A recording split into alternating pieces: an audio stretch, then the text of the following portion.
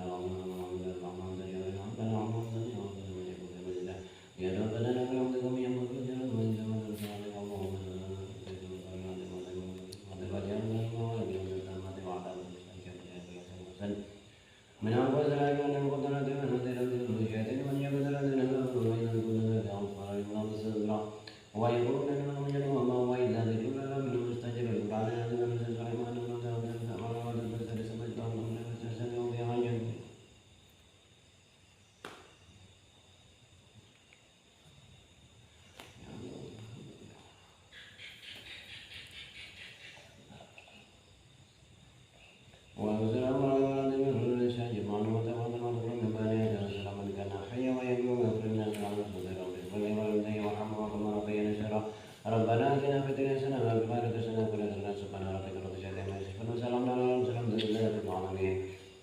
يا ربي بالمصطفى بلغ مقاصدنا واغفر لنا ما مضى يا واسع الكرم والربيب لا تدرك شفاعته لكل أمر من العالم مقتئب ولا يصلي وسلم دائما أبدا نبي ببارك كل من يوم يا وبحسن العاقبة السلام.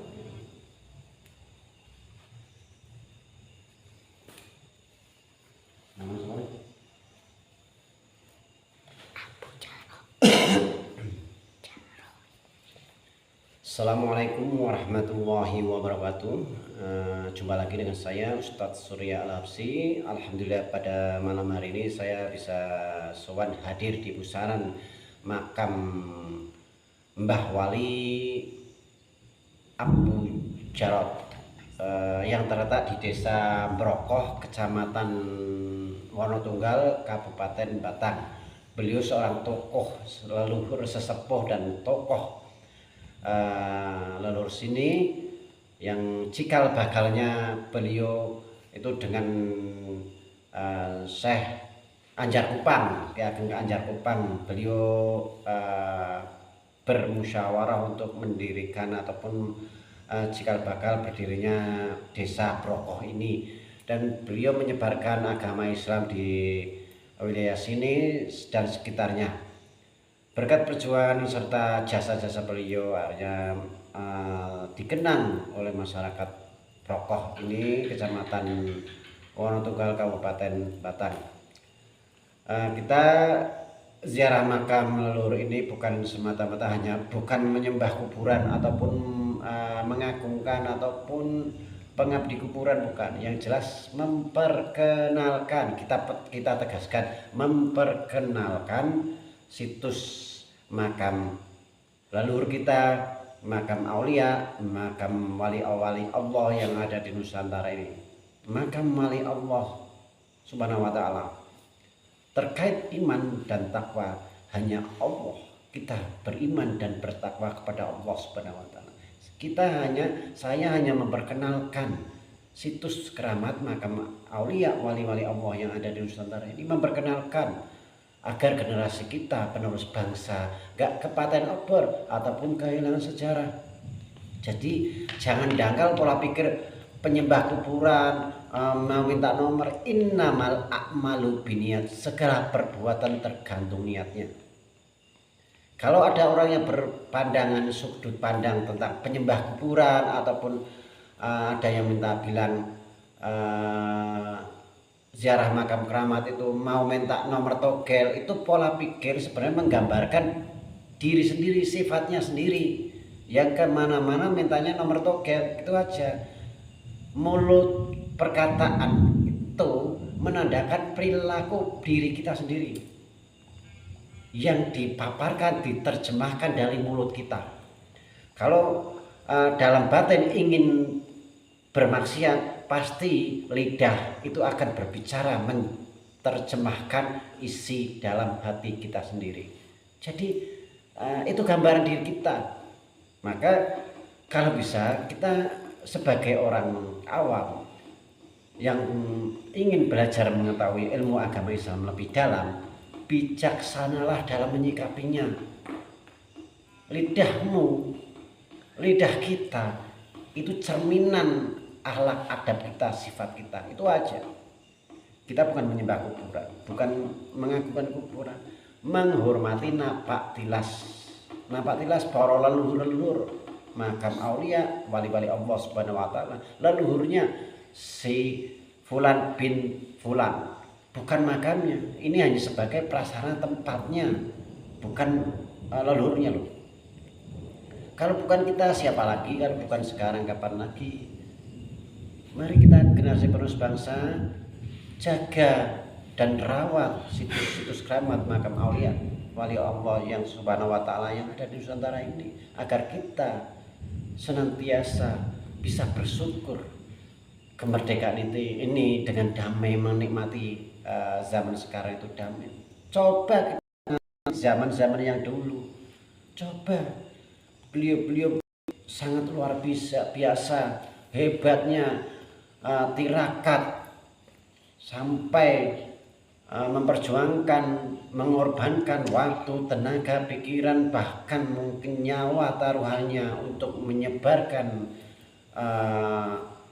kemaslahatan umat, menyebarkan ukhuwah Islamiyah, rahmatan lil alamin, kasih sayang alam semesta yang pertama dulu itu terpecah belah, disatukan, perbedaan disatukan.